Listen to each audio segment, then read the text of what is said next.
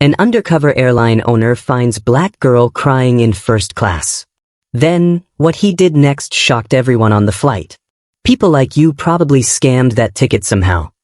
His words sliced through the first-class cabin like a knife through silk, sharp enough to make heads turn, cruel enough to make an 11-year-old girl's shoulders shake with silent sobs. Grace Williams sat in seat 3A, her small frame pressed against the window, her worn teddy bear clutched so tight against her chest that her knuckles had gone white. Tears streamed down her brown cheeks, but she wasn't making a sound. She had learned somewhere along her short life that crying quietly meant causing less trouble, drawing less attention, being less of a problem. The man who'd spoken sat across the aisle in 3C, his designer suit probably worth more than Grace's grandmother made in 3 months, his face twisted into something ugly that he probably thought looked righteous. He'd been watching her since she boarded, his eyes tracking her movements with the kind of suspicion that said he'd already decided she didn't belong here, had already written the story of how she'd gotten the seat, and that story involved fraud, theft, someone gaming a system he believed was meant to keep people like her out. "I didn't scam anything," Grace whispered, her voice so small it barely carried across the aisle. "My grandma saved up. It's my birthday present." "Sure it is," the man sneered, loud enough now that passengers 3 rows back could hear. "Let me guess, you're going to play the victim card when they figure out you're in the wrong seat?" Grace's bottom lip trembled.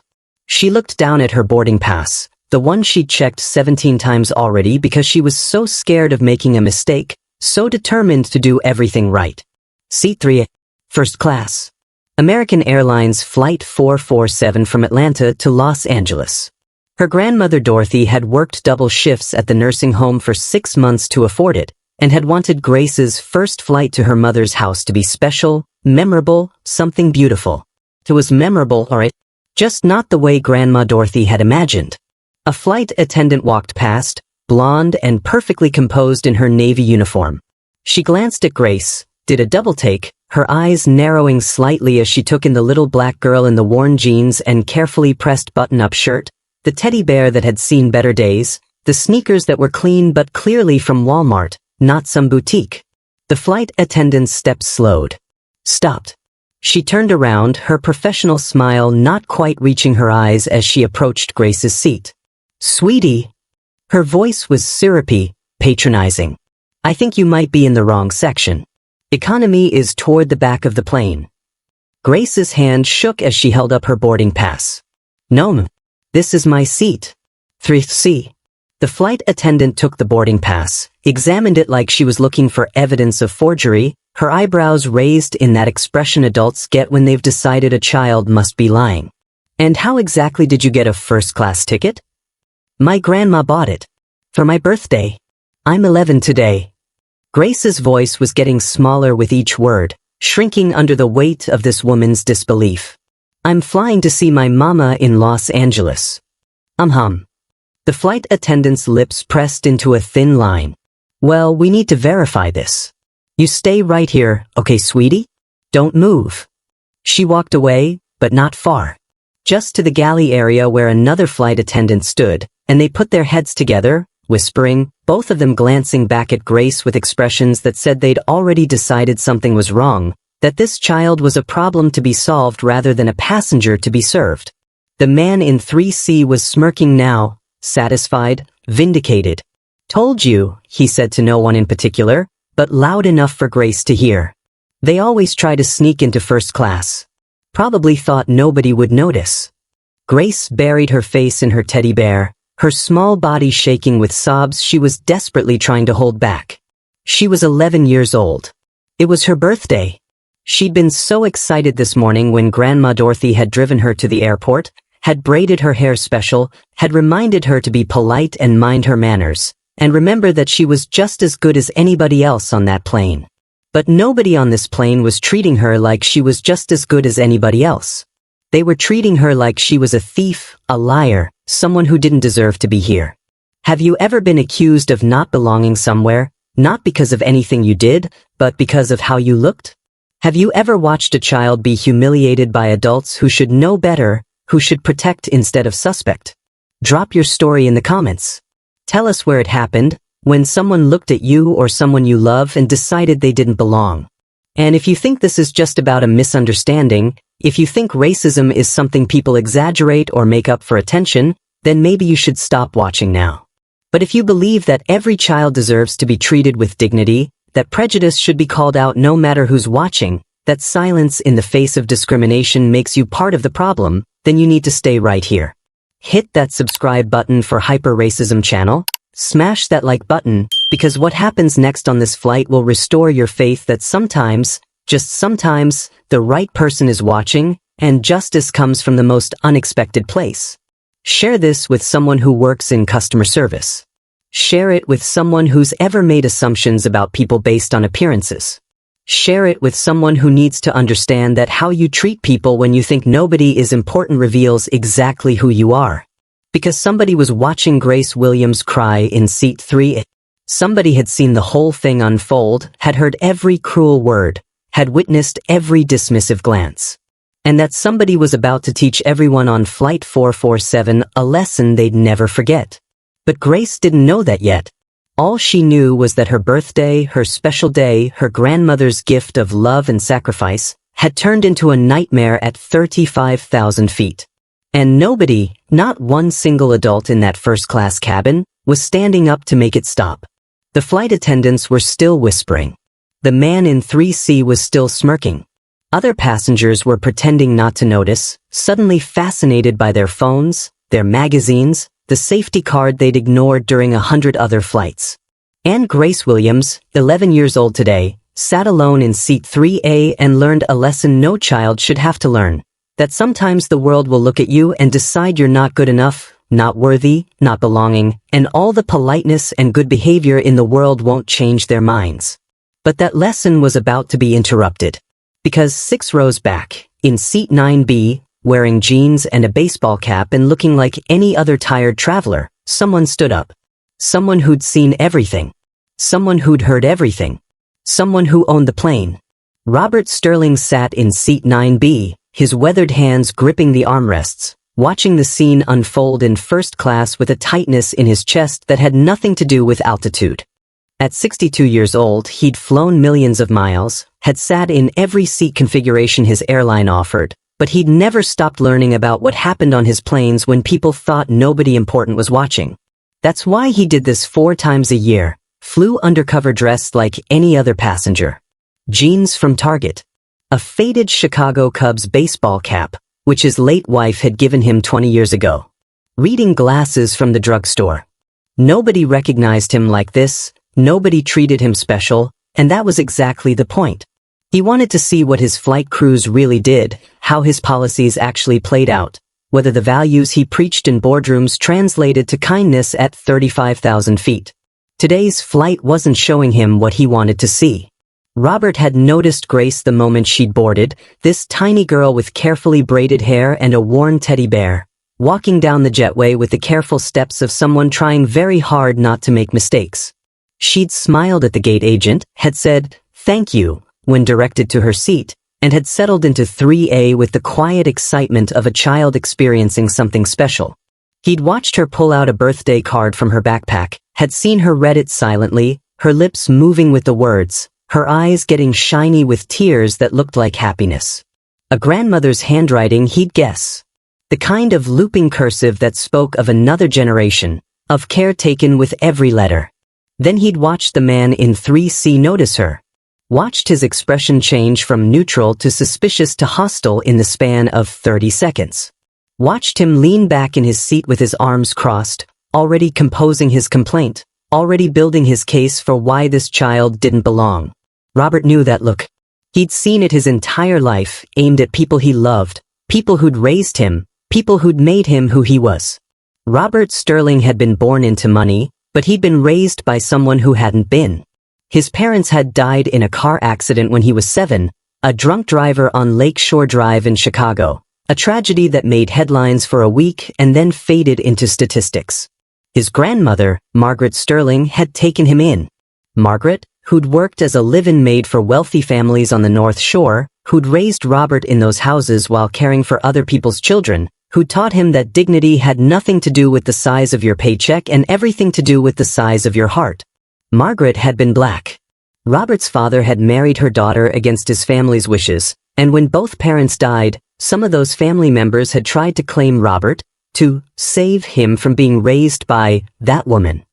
But Margaret had fought for him, had proven herself fit in courts that didn't want to find her fit, had raised him with love and discipline and an unflinching belief that he could be anything he wanted. She died 15 years ago, but Robert thought about her every single day. Especially on days like this, when he saw children who looked like her being treated like they didn't matter. The flight attendant was walking back toward Grace now, and she had a supervisor with her, a middle-aged man with thinning hair and that officious expression people get when they're about to exercise petty authority. Robert's jaw tightened. He knew what was coming. He'd seen this script before. "Miss, we're going to need you to come with us," the supervisor was saying, his voice carrying that tone of forced patience. "There seems to be an issue with your ticket." Grace's voice was barely a whisper. "But I showed you my boarding pass. It's real. My grandma bought it." "I'm sure she did, sweetie," the flight attendant said with that syrupy condescension that made Robert's skin crawl. "But we have procedures. We need to verify purchases that seem unusual." Unusual. Code word for, we don't believe a black child belongs in first class. The man in 3C was practically gleeful now. "Finally. I've been sitting here uncomfortable this whole time, and nobody was doing anything about it." Uncomfortable. Because a child was sitting 6 feet away from him. A child who'd done nothing except exist while black. Grace was crying openly now, her small frame shaking, her teddy bear pressed against her face to muffle the sobs. She was trying to unbuckle her seatbelt with trembling fingers, trying to comply, trying to be good even as these adults humiliated her in front of a cabin full of witnesses who were all suddenly very interested in their phones. Robert had seen enough. More than enough. His grandmother's voice echoed in his head, something she used to say when he was young and angry about injustice. "Baby, you've got to use your power for good. And when you see wrong happening, you speak up. It doesn't matter if it's convenient. It doesn't matter if it's comfortable. You speak up." He unbuckled his seatbelt, stood up from 9B, and started walking toward first class. His stride was purposeful, measured, the walk of someone who'd spent 40 years in boardrooms learning how to command a room without raising his voice. Passengers glanced up as he passed, then went back to their studied indifference. But Robert Sterling wasn't indifferent. He was furious in that cold, controlled way that came from decades of watching people like his grandmother be dismissed, discounted, and disrespected. He was tired in that bone-deep way that came from realizing how little had changed, how the same prejudices just wore different clothes now, spoke in politer language, hid behind procedures and policies. He reached first class, his eyes taking in the scene with the sharp assessment of someone who'd built an empire by paying attention to details. Grace in 3, crying into her teddy bear. The supervisor was standing in the aisle with his chest puffed out, enjoying his authority. The flight attendant, with her arms crossed, defensive, already preparing her justifications. The man in 3C with his satisfied smirk. And all around them, passengers who'd chosen comfort over courage, silence over solidarity. Robert Sterling sat down in the empty seat next to Grace, 3B, and his voice when he spoke was gentle, grandfatherly, the voice he'd used with his own grandchildren when they were scared. "Hi there, sweetheart. My name is Robert. What's yours?" Grace looked up at him with red, swollen eyes, surprised that anyone was talking to her like she was human. "Grace," she whispered. "Grace." He smiled, a real smile that crinkled the corners of his eyes. "That's a beautiful name. Means elegance and blessing. Did you know that?" She shook her head, still hiccuping from crying. "Well, it does. And it suits you perfectly." He noticed her trembling, the way she was holding herself so small, trying to take up as little space as possible. "Having a rough flight so far?" She nodded, unable to speak past the lump in her throat. The flight supervisor cleared his throat, annoyed at the interruption. "Sir, excuse me, we're handling a situation with this passenger." Robert looked up at him with eyes that had negotiated billion-dollar deals and stared down corporate raiders, and seen 3 recessions come and go. His voice was calm, almost pleasant. but there was steel underneath that made the supervisor's words die in his throat. What situation would that be? I see a young lady sitting in her properly assigned seat. Seat 3, first class. Her boarding pass clearly indicates she belongs here. So what, exactly, is the situation you're handling? The flight attendant stepped forward, her professional mask slipping slightly. Sir, with all due respect, this doesn't concern you. We have protocols for verifying. Verifying what? Robert's voice was still quiet, but it cut through her sentence like a scalpel. Verifying that a black child actually paid for her ticket? Because that's what this is, isn't it? You saw a little girl who doesn't look like what you think first-class passengers should look like, and you decided there must be a mistake.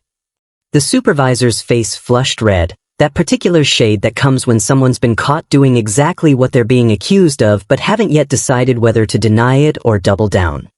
Sir, that's not what this is about at all. We have standard procedures for all passengers when there are questions about. Questions about what? Robert's voice remained calm, almost conversational, which somehow made it more powerful. Her boarding pass is valid. You've examined it. What other questions could there possibly be? The flight attendant's professional veneer was cracking now, irritation seeping through. Sir, I'm going to have to ask you to return to your seat and allow us to do our jobs. Your job is to serve passengers, not interrogate children. Robert turned his attention back to Grace, his voice softening again. Grace, honey, is today really your birthday? She nodded, wiping her nose with the back of her hand. I'm 11. 11 years old. And your grandmother bought you this ticket as a present? Yes, sir. She works at Sunshine Meadows Nursing Home. She saved up for 6 months. She wanted me to have something nice for my first flight. Grace's voice broke. But I'm causing trouble. Maybe I should just move to the back like they want. I don't want to be a problem. Robert's chest tightened hearing this child apologize for existing in a seat she'd paid for, internalizing the message that she was the problem rather than the prejudice surrounding her. You're not causing any trouble, Grace. You're not a problem. You belong in this seat. The man in 3C had been watching this exchange with growing frustration. Oh, come on. We all know what's happening here. These people always play the race card when they get caught doing something wrong. The girl probably forged that boarding pass, and now you're defending her because you feel sorry for her. These people, Robert repeated the words slowly, letting them hang in the air. Interesting choice of words, sir. Care to elaborate on who exactly these people are? The man's face went red. I didn't mean, that's not, you're twisting my words. I'm repeating your words. If they sound ugly when repeated, perhaps you should examine why you said them in the first place. Robert pulled out his phone, opened his email app, and showed the screen to the supervisor. Reservation confirmation for Grace Williams. Seat 3. Purchased by Dorothy Williams 6 months ago. Paid in full. No fraud, no scam, no mistake. Just a grandmother who loves her granddaughter enough to save every extra dollar to give her something special. The supervisor examined the phone, his confidence visibly deflating. We still need to verify with our system. Then verify. But do it without making this child feel like a criminal. She's done nothing wrong except have the audacity to sit in a seat while black. Robert's voice was still level, but there was an edge now that made passengers in nearby rows shift uncomfortably. The flight attendant crossed her arms defensively. Sir, you're being very disruptive. If you continue, I'll have to call the captain, and we'll have you removed from the flight. Call the captain, Robert said calmly. I'd very much like to speak with him.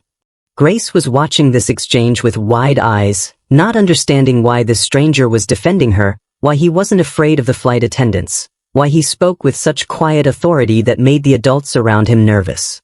Have you ever watched someone stand up for a stranger when everyone else stayed silent? Ever seen someone risk their own comfort, their own convenience, their own safety to protect someone who couldn't protect themselves? That moment of decision, when someone chooses courage over comfort, changes everything. The man in 3C was getting more agitated. This is ridiculous. I paid good money for this flight, and I shouldn't have to sit here and watch this circus. Either she moves or I want a refund. Neither is going to happen, Robert said firmly. Grace stays in her seat. You stay in yours. And we all learn to coexist like civilized adults. Though I recognize that might be challenging for you. How dare you? The man stood up, his face now crimson with rage. Do you know who I am? I'm Richard Hawthorne. I own 3 car dealerships in Georgia. I fly first class every week. I have status with this airline. Congratulations, Robert said drily. Grace is 11 years old and has more grace and dignity in her little finger than you've displayed in your entire conversation. Status doesn't give you the right to bully children. The supervisor was on his radio now, calling for backup, calling for the captain, his voice tight with frustration that this situation wasn't resolving the way he'd expected. Passengers were definitely paying attention now, some recording on their phones, some whispering to each other, the veil of studied indifference finally cracking. A senior flight attendant appeared from the front galley, her name tag reading Chief Flight Attendant Martinez. She looked stern, efficient, someone used to handling difficult situations. What's going on here? Everyone started talking at once. The supervisor trying to explain his procedures. The original flight attendant defending her actions. Richard Hawthorne complaining about the disruption. But Robert stayed quiet, just looked at Chief Flight Attendant Martinez with an expression that said let them finish, then we'll talk. When the cacophony died down, Martinez looked at Robert. And you are? Someone who believes children deserve to be treated with dignity, Robert said simply. Grace Williams is sitting in her properly assigned seat. She's done nothing wrong. But she's been accused of fraud, told she doesn't belong here, reduced to tears on her 11th birthday because your crew decided she looked too poor and too black to have a legitimate first-class ticket. Martinez's expression shifted, something flickering across her face that might have been recognition or might have been concern. She looked at Grace, really looked at her, seeing perhaps for the first time the frightened child instead of the problem to be solved. Sir, I apologize if our crew has been insensitive. Not if they have been. The question is what you're going to do about it. Martinez took a breath, clearly trying to maintain control of a situation that was rapidly slipping away from standard procedures and approved responses. Sir, I appreciate your concern, but I need you to return to your seat so we can handle this appropriately. This is my seat now, Robert said, settling back into 3B. I'm not leaving Grace alone with people who've already demonstrated they don't have her best interests at heart. Sir, you can't just. Robert reached into his wallet, pulled out a business card, and handed it to Martinez. Actually, I can. She looked at the card. Her face went white. Her hands started to shake. The card was simple, elegant, expensive. Robert Sterling, founder and CEO, Sterling Airlines. The cabin went silent. Even the engines seemed to quiet. Every eye in first class was now on Robert Sterling, the man in jeans and a baseball cap who owned the plane they were sitting on. Oh God, the supervisor whispered. Not God, Robert said quietly. Just someone who's very disappointed in what he's seeing on his own airline. Chief Flight Attendant Martinez stared at the business card like it might bite her. Her professional composure, so carefully maintained moments ago, crumbled like a sandcastle hit by a wave. Mr. Sterling, we didn't know. I apologize, we would never have. Would never have what? Robert's voice was soft, dangerous. Treated a child like a criminal if you'd known someone important was watching? That's exactly the problem, isn't it? The supervisor had gone from red to white to a sickly shade of green. His mouth opened and closed soundlessly, all his officious authority evaporating in the face of the man who could end his career with a phone call. The original flight attendant who'd first questioned Grace backed up slowly, her hand over her mouth, tears already forming in her eyes. She knew.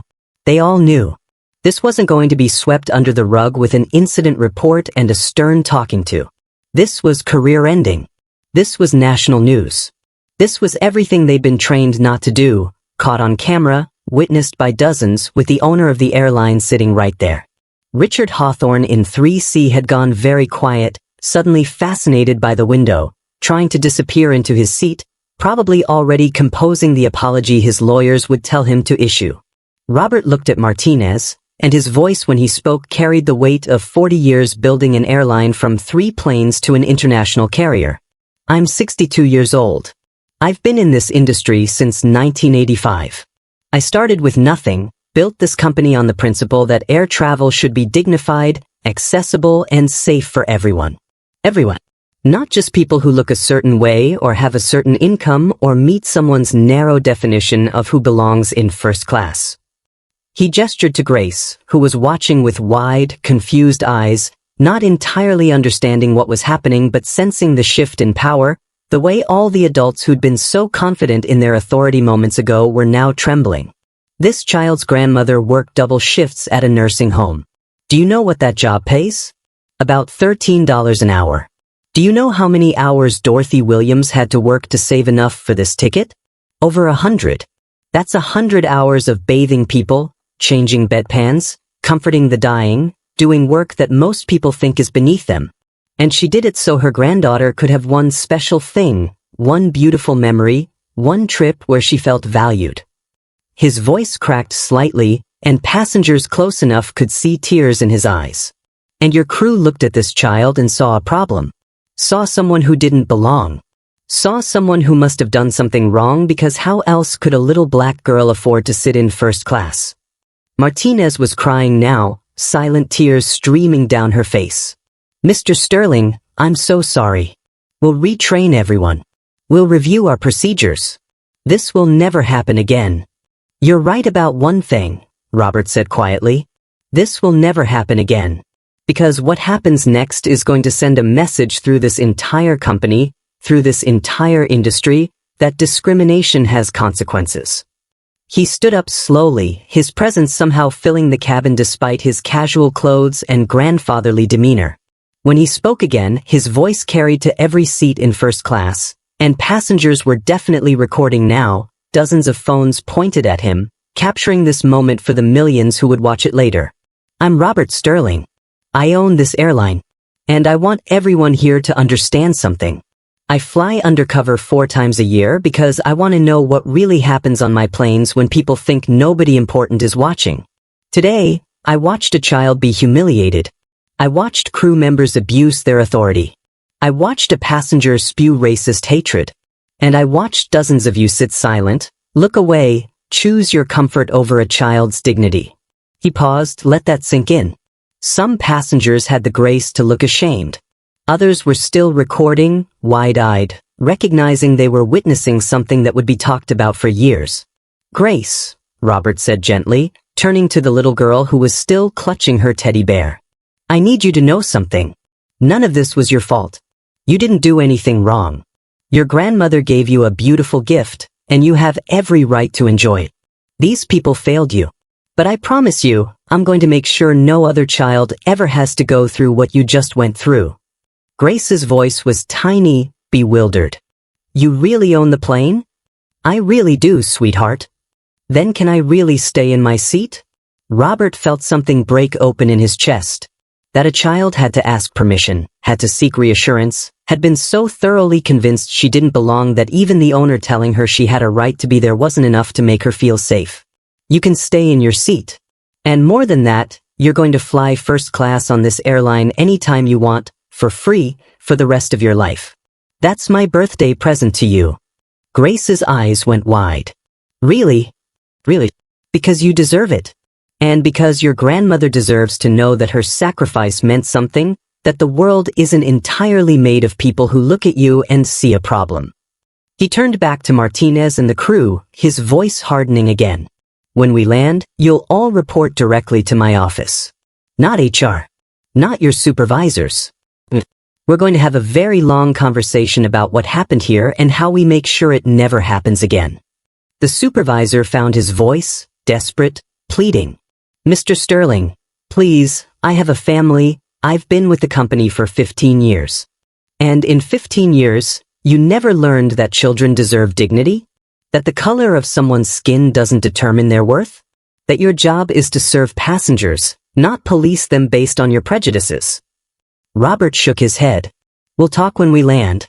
Right now, I need everyone to step back, let Grace enjoy her birthday flight in peace, And think very carefully about who you want to be when this plane touches down in Los Angeles. He sat back down in 3B, turned to Grace with a soft smile. Now, is this really your first flight? She nodded, still processing everything that had just happened. Well, let me tell you some secrets about flying that most people don't know. And as Robert Sterling, billionaire airline CEO, sat in first class explaining to an 11-year-old girl how planes stay in the air, the crew members who'd failed her stood frozen in the aisle, their careers in ruins, their prejudices finally carrying a cost they couldn't avoid. But the story was far from over. The flight to Los Angeles was scheduled for 3.5 hours. For the crew members standing in that aisle, facing the consequences of their actions, it felt like an eternity stretched ahead of them. Martinez had retreated to the galley, her hands shaking as she tried to compose herself. The supervisor had slunk back to his jump seat near the cockpit, his face buried in his hands. The original flight attendant who'd questioned Grace had locked herself in the bathroom, her muffled sobs audible to passengers in the nearby rows. But Richard Hawthorne in 3C wasn't done. He'd been silent for about 10 minutes, processing, calculating, watching Robert explain airplane mechanics to Grace with a gentleness that made the contrast with his earlier cruelty even more stark. And as tends to happen with men who've spent their lives getting their way, his embarrassment was curdling into defensive rage. "This is absurd," he suddenly announced, loud enough to make Grace flinch.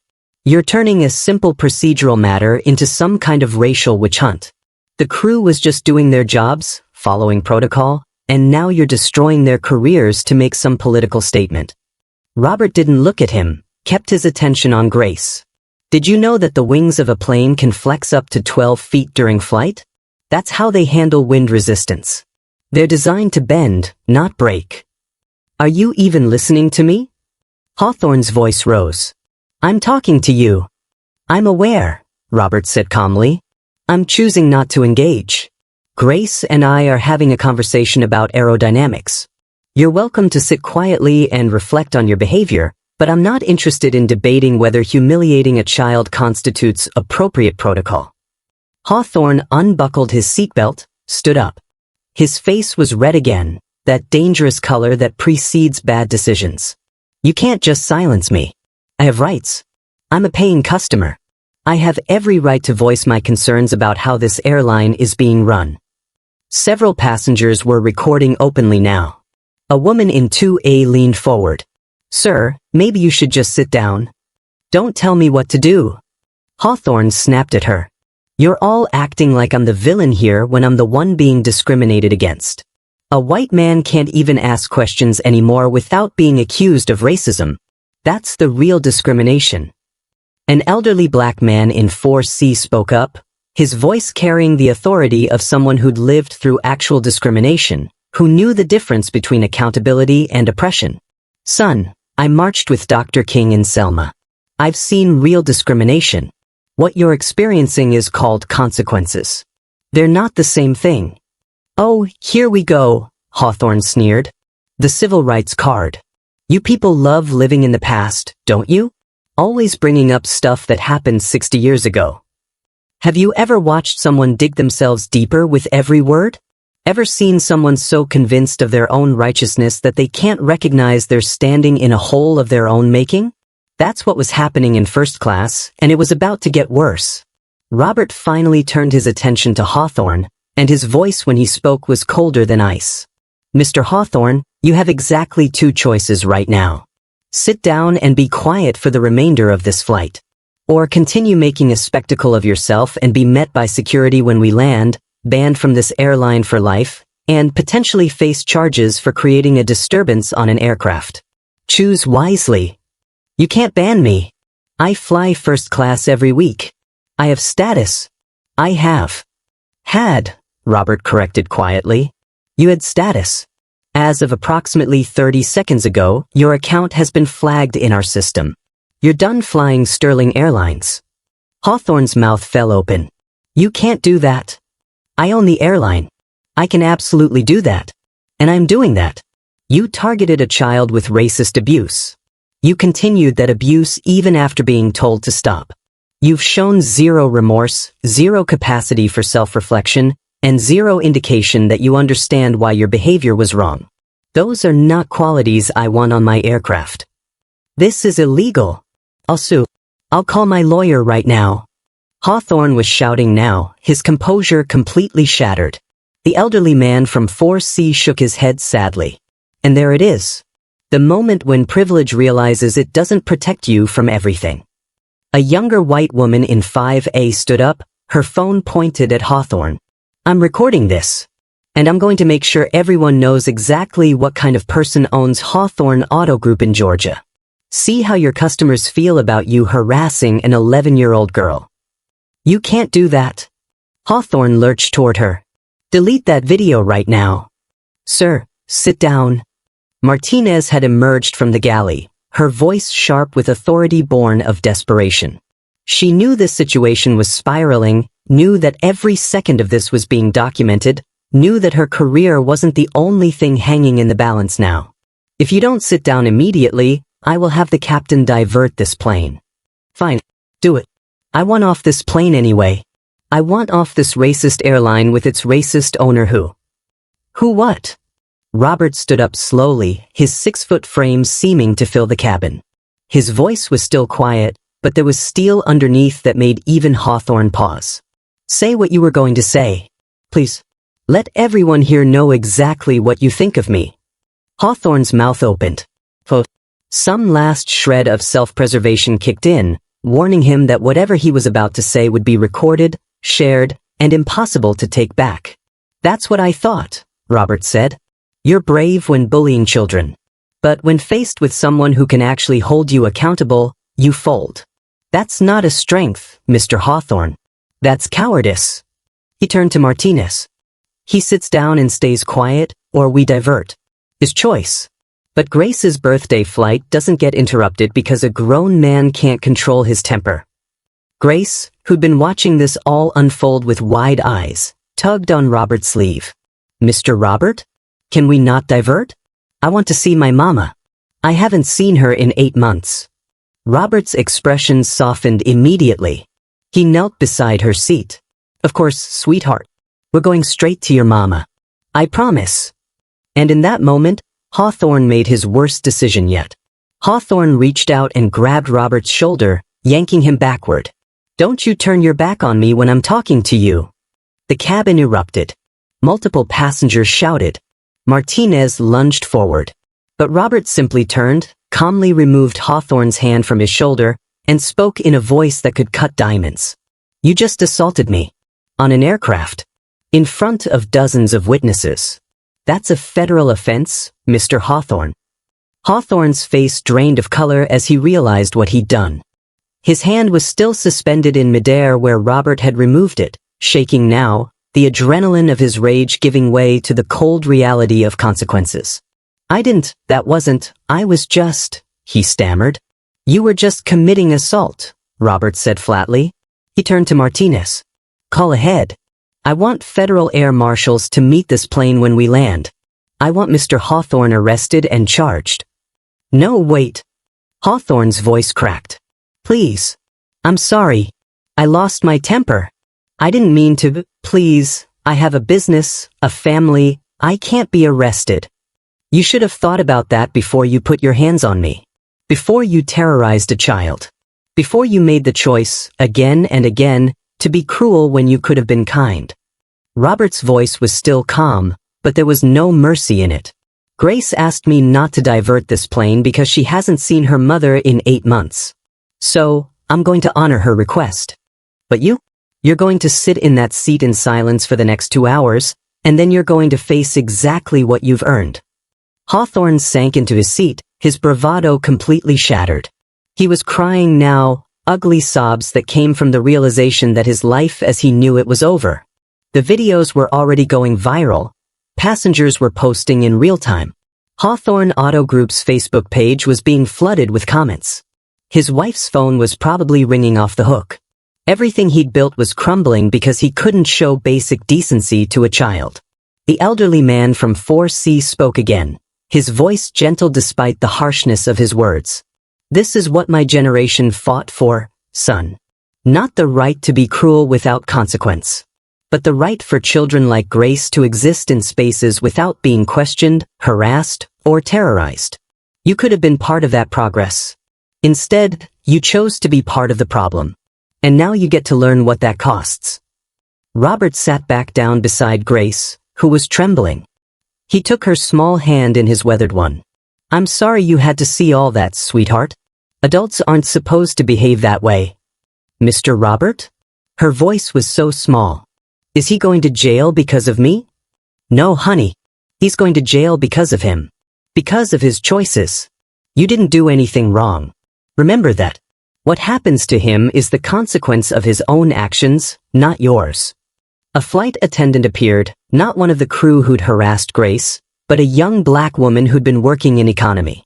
She knelt beside Grace's seat, tears streaming down her face. I heard what happened, she said quietly. I'm so sorry, baby. I'm so sorry we failed you. But I want you to know something. I became a flight attendant because when I was your age, I saw a black pilot for the first time and realized I could work in aviation too. You're going to inspire other little girls. You're going to matter. Your story is going to change things. Grace looked at Robert. Will it? Will things really change? Robert thought about his grandmother Margaret, who'd cleaned other people's houses but taught him to own companies.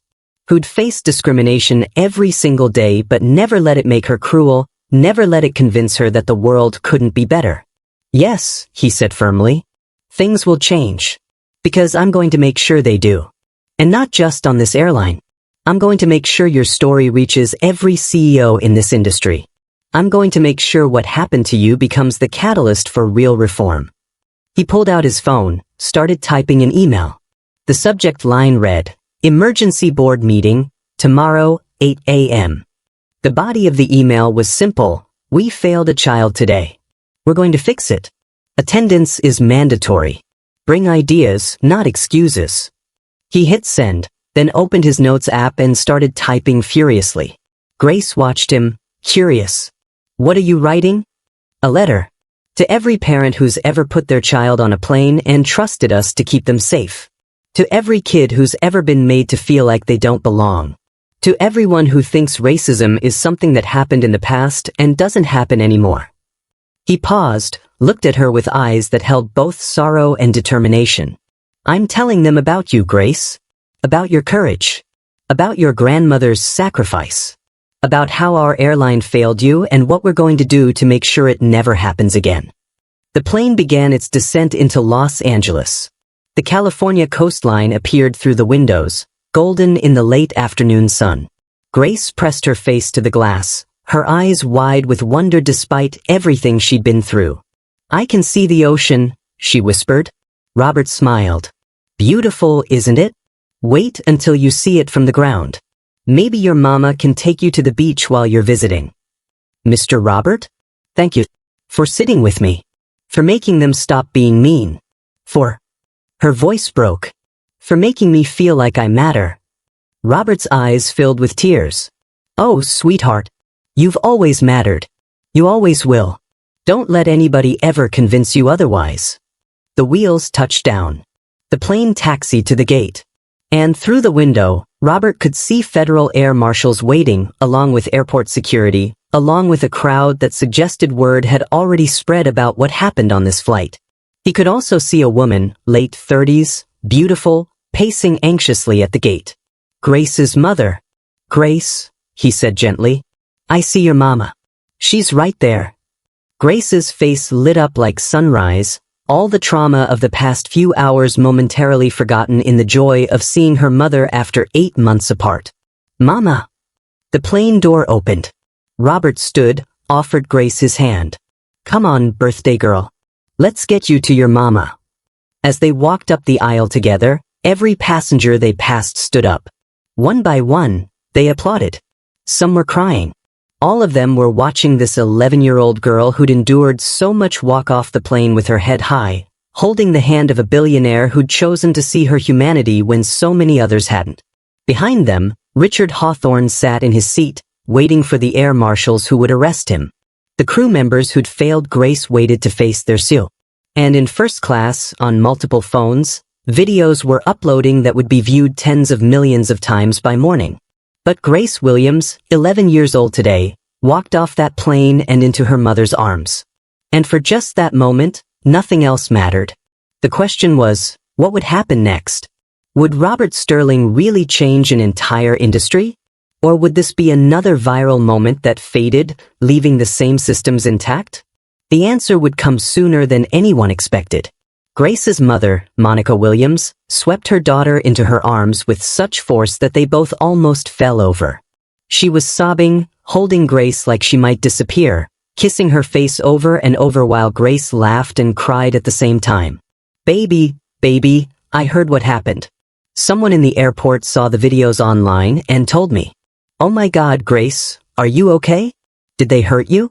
I'm so sorry, baby, I'm so sorry. I'm okay, Mama. I'm okay now. Mr. Robert helped me. Monica looked up at Robert through tears, trying to find words adequate to thank the man who'd protected her daughter when she couldn't. Mr. Sterling, I don't know how, I can't even, thank you. Thank you for. Don't thank me for doing what any decent human being should have done, Robert said gently. Your daughter is extraordinary. Brave, articulate, and graceful under pressure. You and Dorothy have raised someone special. Mama, he owns the plane. Grace said, her eyes still wide with wonder. And he said, I can fly first class forever for free. And he's going to change the rules so what happened to me doesn't happen to other kids. Monica's hand went to her mouth. She looked at Robert, speechless, overwhelmed by the kindness being shown to her daughter after such cruelty. Behind them, the air marshals were boarding the plane. Robert excused himself, walked back to the gate agent's desk, and made a phone call that lasted exactly 3 minutes. When he returned, his face was set in grim satisfaction. The crew members involved have been placed on immediate administrative leave pending full investigation, he told Monica. They won't work another flight until this is resolved. Mr. Hawthorne has been arrested and will face federal charges for assault on an aircraft. His lifetime ban from Sterling Airlines is now extended to include all Star Alliance partners. That's 26 airlines worldwide. And his business? Monica asked quietly. His business is his business. But I suspect the court of public opinion will handle that. Robert's phone was buzzing constantly with notifications. The videos have been shared over 50 million times in the last 2 hours. Hawthorne Auto Group's website has crashed from the traffic. His dealerships are trending on every platform, and none of the attention is good. Have you ever watched someone's entire life unravel because they couldn't show basic kindness to a child? Ever seen the moment when someone realizes that their cruelty has been documented, shared, and made permanent in the digital age? That's what was happening to Richard Hawthorne in real time, and it was only the beginning. Within 24 hours, Richard Hawthorne's franchise agreements with 3 major auto manufacturers were terminated. His investors pulled out. His bank called his business loans. His wife filed for divorce. The man who'd called an 11-year-old girl a scammer because of her skin color lost everything because the world watched him reveal exactly who he was. The flight attendant who'd initially questioned Grace submitted her resignation before she could be fired. The supervisor was terminated for cause, his 15 years of service ending with an employment record that would make him virtually unhireable in the airline industry. Chief Flight Attendant Martinez kept her job but was demoted, assigned to mandatory bias training, and required to complete 200 hours of community service working with underprivileged youth. But the real justice came 3 days later, when Robert Sterling stood before a press conference at Sterling Airlines headquarters in Chicago. Grace and Dorothy sat in the front row, flown in first class at Robert's insistence, witnesses to what their experience had set in motion. 3 days ago, on one of my aircraft, an 11-year-old girl named Grace Williams was subjected to racist harassment by a passenger and discriminatory treatment by my crew, Robert began, his voice steady and clear. I was on that flight, flying undercover. I witnessed everything. And what I saw was unacceptable. He paused. Let that sink in for the hundreds of reporters assembled. Sterling Airlines was founded on the principle that air travel should be dignified and accessible to everyone. We failed to live up to that principle. We failed Grace. We failed her grandmother, Dorothy, who worked 6 months of double shifts to give her granddaughter something special. We failed every passenger who's ever been made to feel like they don't belong on our planes because of how they look. The cameras flashed. Reporters scribbled notes. And Robert Sterling, billionaire CEO, continued. Today, I'm announcing immediate and permanent changes to how Sterling Airlines operates. Effective immediately, we're implementing mandatory quarterly bias training for all employees, not online modules, but in-person sessions with facilitators from civil rights organizations. We're creating an independent passenger advocacy board with the power to investigate discrimination complaints and recommend consequences up to and including termination. We're establishing a fund, initially capitalized at $50 million, to provide free air travel to students from underserved communities pursuing education and career opportunities. He gestured to Grace and Dorothy. This fund will be called the Grace Williams Opportunity Initiative. Because this 11-year-old girl taught us something important, that dignity isn't a luxury. It's a right. And it's our job to protect that right for every single person who steps onto our aircraft. Dorothy was crying openly, and Grace was holding her grandmother's hand tightly. The attention was overwhelming, but Robert had asked their permission for every bit of it, had made sure they were comfortable, and had promised that their story would be told with respect. I'm also announcing that I'll be spending the next year meeting with CEOs of every major airline, every airport authority, every aviation organization in this country. Because what happened to Grace isn't unique to Sterling Airlines. It's a problem across the industry. And we're going to fix it. Together. Starting now. The press conference lasted an hour. Questions came rapid fire. What would happen to the crew members? Was this an admission of liability? Would there be lawsuits? How much would these changes cost? Robert answered every question with the same steady clarity. The cost of doing what's right is always worth paying. The cost of continuing to do what's wrong is something we can't afford anymore. When it was over, when the cameras finally stopped flashing and the reporters filed out to write their stories, Robert sat down with Grace and Dorothy in his office. Floor-to-ceiling windows looked out over the Chicago skyline, but his attention was entirely on them. "How are you doing, Grace?" he asked gently. "Really doing. This has been a lot." Grace thought about it carefully, the way thoughtful children do. "I'm okay. It was scary. But you made it better. And now maybe it won't be scary for other kids." "That's the goal," Robert said. He turned to Dorothy. "Ma'am, I want you to know something. Your granddaughter changed my company. Changed me. Reminded me why I got into this business in the first place." Dorothy squeezed his hand, this elderly black woman who'd spent her life in service work, touching the hand of a billionaire who'd been raised by someone just like her. "Your grandmother would be proud of you, Mr. Sterling. I can feel it." Robert's eyes filled with tears. "I hope so. I really hope so." 5 months after that flight, Robert Sterling sat in his office late at night, reading through the reports from the Grace Williams Opportunity Initiative. Over 2,000 students had received free flights to educational opportunities they couldn't have afforded otherwise. Bias incidents on Sterling Airlines had decreased by 73%. Other airlines were implementing similar programs, not wanting to be left behind in what the media was calling the Sterling Standard. But the report that made him pause, that made tears well up in his eyes, was a handwritten letter on purple construction paper with careful 11-year-old handwriting. "Dear Mr. Robert," it began, "I wanted to tell you about my coding class. I'm learning Python and it's so cool. My teacher says I'm really good at it. She also said that because of what happened on the plane, her whole school had an assembly about treating people with respect. She said I'm famous now, but I don't feel famous. I just feel like me. Mama took me to the beach like you said. It was beautiful. I collected shells and thought about how many people had to be brave for me to be able to sit on that beach. Grandma told me about how black people couldn't even go to certain beaches when she was young. It made me sad but also grateful. I've been thinking about what you said, about using my voice even when I'm scared. So I joined the student council at school. And when a new kid from Mexico got made fun of for his accent, I stood up for him. I remembered how you stood up for me, and I thought maybe I could be that person for someone else. Mr. Robert, I still get scared sometimes when I see people who look like that mean man on the plane. But then I remember that for every mean person, there are more good people. People like you. People like that lady who recorded the video. People like the other passengers who finally spoke up. Grandma says you gave us a gift that day, but I think we gave you a gift too. You've got to be brave for someone who needed it. And that's what heroes do. Thank you for making me feel like I matter. I'm going to keep mattering for the rest of my life.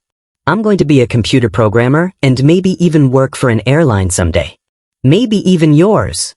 Love, Grace, who is now 11 3/4 years old, not just 11. Robert set down the letter, unable to see through his tears. His assistant, Maria, knocked softly and entered. Mr. Sterling? The documentary crew is here. They're ready to interview you for the piece about the incident. Robert wiped his eyes, composed himself. Send them in. The interview lasted 2 hours. They asked about his grandmother Margaret, about why he'd chosen to intervene, about what he'd learned from the experience. I learned that privilege is only worth having if you use it to protect people who don't have it, Robert said. I learned that silence is complicity. That looking away doesn't make you innocent. It makes you part of the problem. I learned that an 11-year-old girl has more courage in her little finger than most adults show in their entire lives. What do you want people to take away from Grace's story? The interviewer asked. Robert thought about his grandmother, about all the times she'd been dismissed, disrespected, treated as less than. About how she'd never let it make her bitter, never let it convince her the world couldn't change. I want people to understand that racism isn't always burning crosses and white hoods. Sometimes it's a flight attendant who looks at a black child and assumes she doesn't belong. Sometimes it's passengers who see harassment happening and choose their comfort over a child's dignity.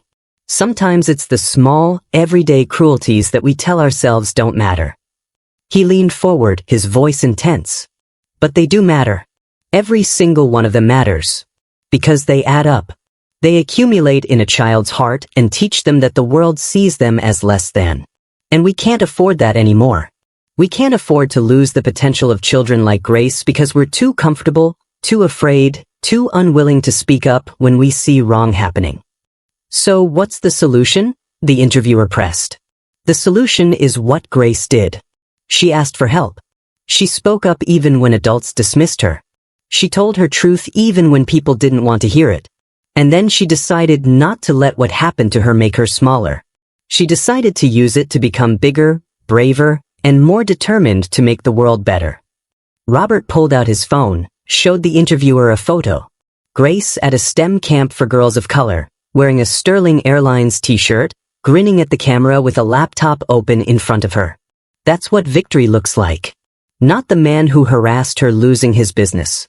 Not the crew members losing their jobs. Those are just consequences. The real victory is that Grace is thriving. She's learning. She's leading. She's becoming exactly who she was meant to be, and what happened on that plane didn't stop her. It fueled her. The interviewer was quiet for a moment. Do you think racism will ever end? Robert sighed, the question every person of color gets asked, every person who's spent their life fighting prejudice. I think racism is like rust. It corrodes. It damages. And if you don't actively work against it, if you don't constantly clean and maintain and repair, it will eat away at everything good until there's nothing left but decay. So the answer is no? The answer is that it's the wrong question. The question shouldn't be, will racism end? The question should be, what am I doing today to make sure the child sitting next to me on a plane, in a classroom, in a park, knows they matter? Because that's what we can control. That's what we're responsible for. He stood, walked to his window overlooking the tarmac where Sterling Airlines planes took off and landed every few minutes, carrying thousands of people to thousands of destinations. Somewhere out there, right now, on one of my planes, there's probably a scared child. Who's being treated unfairly? Who's wondering if they belong? And I can't be on every flight. I can't intervene every time. But I can build a company culture that says to every employee, see that child. Protect that child. Make sure that the child knows they matter. And maybe, just maybe, we won't need billionaire CEOs to intervene because regular people will have the courage to do what's right. The documentary would air 3 months later, watched by 20 million people. It would win awards, spark conversations, inspire other companies to examine their own policies. But the real impact was quieter, smaller, harder to measure. It was the flight attendant who took an extra moment to make a nervous child feel welcome. The passenger who spoke up when they saw someone being treated unfairly. The parent who taught their child that everyone deserves dignity, regardless of how they look. It was Grace Williams, 12 years old now, speaking at her school's assembly about standing up for others. Teaching her peers that bravery isn't about being unafraid, it's about being afraid and acting anyway. And it was Robert Sterling, 63 years old, still flying undercover 4 times a year, watching, ready to intervene. Because his grandmother had taught him something that Grace had reminded him of. You use your power for good. You speak up when you see wrong. You protect people who can't protect themselves. And you never, ever look away. 1 year to the day after that flight, Grace Williams stepped onto another Sterling Airlines plane. This time, she wasn't alone. She was surrounded by 50 other students from her school, all scholarship recipients of the Grace Williams Opportunity Initiative, all flying to Washington, D.C. for a leadership summit. And sitting in seat 3B, right next to her assigned seat 3A, was Robert Sterling. Full circle, he said with a smile as Grace settled in beside him. Full circle, she agreed, clutching a new teddy bear, this one a gift from Robert, dressed in a tiny pilot's uniform. The flight attendant who greeted them was the same young black woman who'd comforted Grace a year ago. She'd been promoted to lead flight attendant, had become a trainer for the new bias prevention program. When she saw Grace, she knelt and hugged her. Look at you, changing the world, she whispered. We're changing it together, Grace replied. As the plane took off, Robert watched this remarkable child look out the window with the same wonder she'd had a year ago, despite everything she'd been through. And he thought about his grandmother Margaret, about how she'd always believed the arc of the moral universe bent toward justice, even when it bent so slowly you could barely see it moving. Mr. Robert? Grace turned to him. Do you think what happened to me really changed things? Or do people just forget when something else goes viral?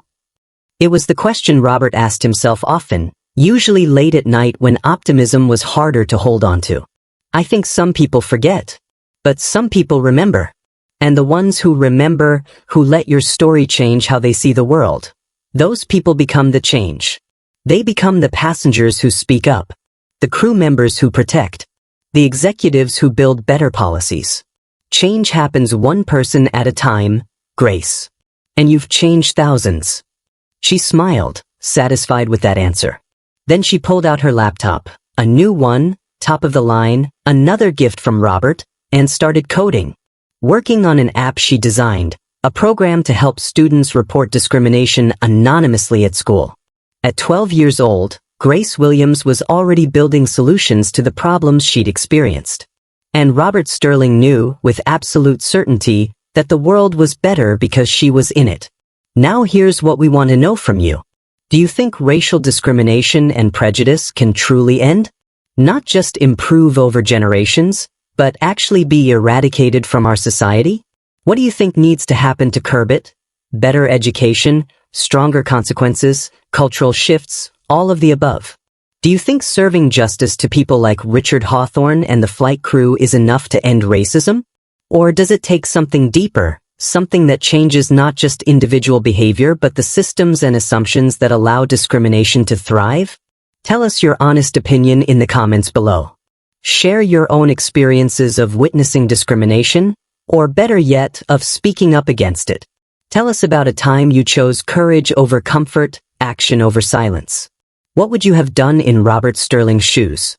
If you saw a child being harassed, would you intervene? Would you use whatever power or privilege you have to protect someone who couldn't protect themselves? Or would you look away, tell yourself it's not your business, choose your comfort over their dignity? Be honest with yourself. That honesty is the first step toward being better. And what about in Grace's shoes?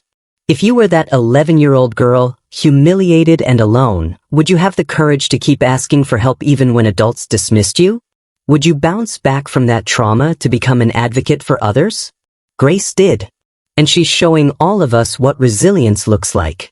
If you want racism to become a thing of the past in our country and world at large, if you want to be like Robert Sterling, using whatever power you have to protect the vulnerable, building systems that prioritize dignity over comfort, then share this video right now. Subscribe to the Hyper Racism channel. Hit that like button. Because together, one story at a time, one act of courage at a time, one person refusing to look away at a time, we can build a world where every child knows they belong. Thank you for watching Grace and Robert's story. Thank you for caring enough to make it to the end. Thank you for being part of the solution instead of part of the silence. Share this with someone who works in customer service, who has the power to make someone's day better or worse with how they treat them. Share it with parents who need to teach their children that everyone deserves dignity. Share it with anyone who's ever looked away when they should have looked closer. Grace Williams is thriving. She's coding, she's leading, she's changing her school and her community one brave act at a time. And Robert Sterling is still flying undercover, still watching, still ready to intervene, not because he has to, but because his grandmother taught him that power is only worth having if you use it for good. Richard Hawthorne lost everything. His business, his reputation, his freedom for a time. The flight crew members learned that discrimination has consequences. But more importantly, thousands of airline employees learned that protecting passengers means protecting all passengers, especially the vulnerable ones. The question is, what will you do with this story? Will you let it inspire you to be braver, kinder, and more willing to speak up? Or will it be just another video you watched and forgot? The choice, as always, is yours. But somewhere, right now, a child is sitting on a plane, in a classroom, in a store, wondering if they belong. Wondering if anyone will protect them. Wondering if their voice matters. Be the person who makes sure they know the answer is yes. Be the Robert Sterling in someone's story. Or better yet, be the Grace Williams, brave enough to keep speaking your truth even when the world tries to silence you. Choose courage. Choose always.